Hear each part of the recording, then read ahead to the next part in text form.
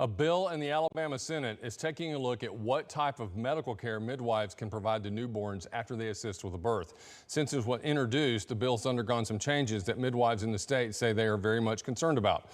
News 19's Kayla Smith joins us now in the studio. Kayla. Well, I spoke to a midwife today who tells me a part of her job is offering women freedom to choose how they want to give birth and making sure that process is as safe as possible for the mother and the baby. She tells me language added to a Senate bill is going to make that job difficult.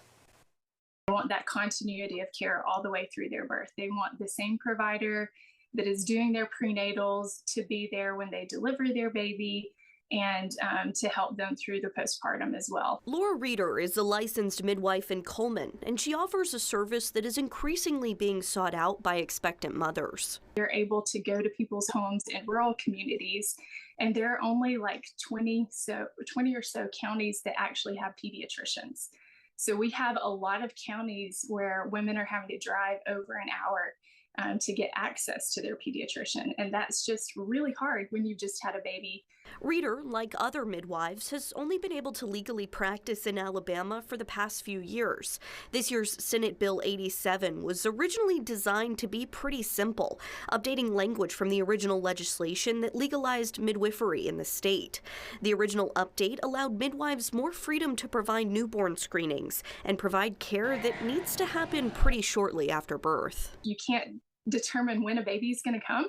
And so sometimes they come on weekends or holidays, and that newborn, especially the heel prick, needs to be done within 24 to 48 hours, up to 72. But sometimes moms can't get an appointment with their doctors that soon. But changes were made to the bill in a meeting of the Senate Health Committee.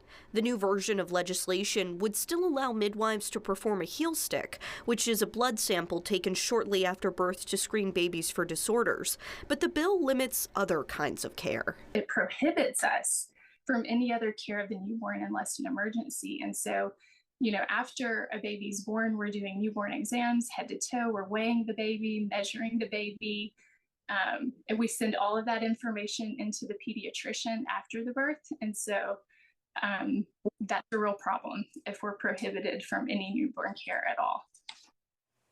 Reeder says newborn screenings are meant to make sure babies are healthy. She has concerns about how placing limitations on the care midwives can provide will impact the safety of babies.